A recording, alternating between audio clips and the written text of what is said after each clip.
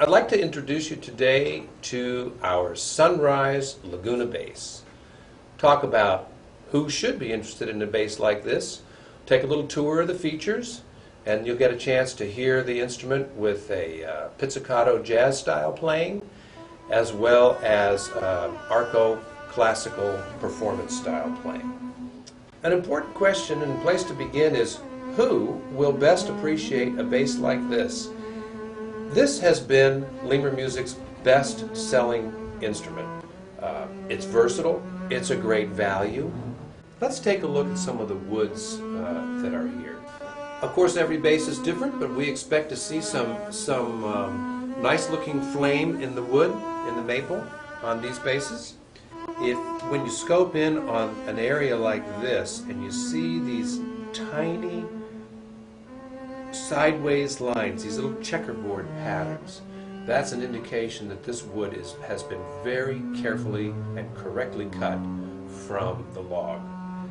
And the purfling is inlaid all the way around. And I would like to add that this purfling is not only decorative, especially on the top where the spruce wood, this is a type of wood that can split. If it were hit on this corner like this, there would be a tendency for it to split along the grain. But this inlaid purfling is an important protective measure to stop that type of action.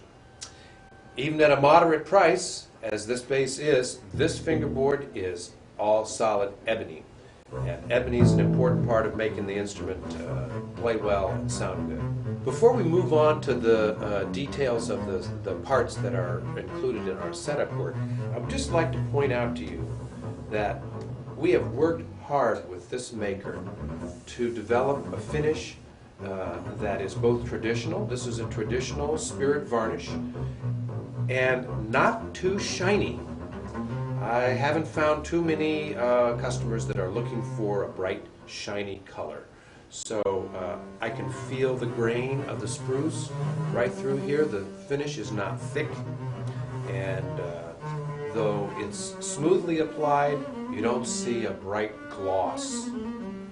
So let's go up to the top and take a little tour of this bass. People ask why we call these the Sunrise. Since the sunrise is in the east and we buy these shells in the Far East, we thought that there was a little bit of truth in that. These tuning machines we import from Germany, and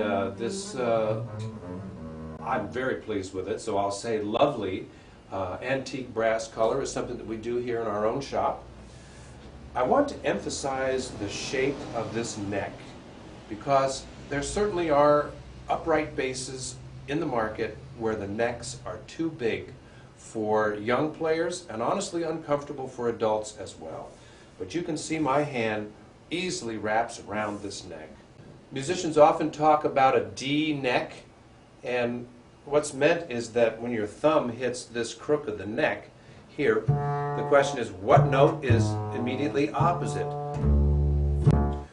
Here at Lemur Music, we fit this bridge onto the bass, so we buy a nice quality, good quality bridge and put it on here and spend a lot of time, a couple hours fitting the feet, a total of 4 hours completing this bridge to make it fit on the bottom, thinned to the top here. And then for the tailpiece, we'd like to use this multi-stranded stainless steel wire. There are 7 times 19 strands of stainless steel in this 3/16 diameter wire, so it's very flexible and allows this whole assembly to move freely. We use this end pin that we make here at Lemur. This is the Lemur standard end pin with a 10mm stainless rod. When you buy any bass at Lemur Music, we are committed to doing a professional setup.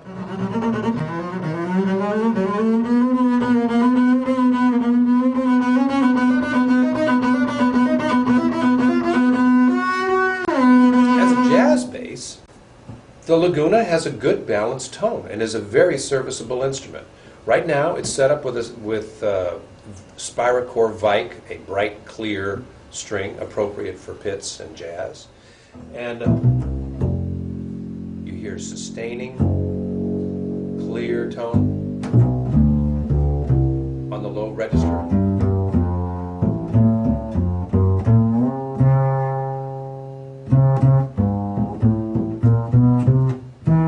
And as we move up to the middle, the tone remains clear and melodic.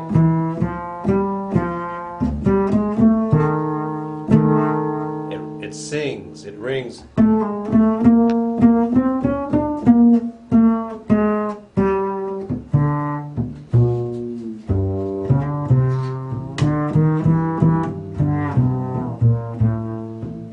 So I feel that the tone, the capabilities of this instrument are good from bottom to top. And with a pickup and a good sound system, a good amplifier, very serviceable, professional quality sound, honestly. So let me pick a tune and see if I can still play it.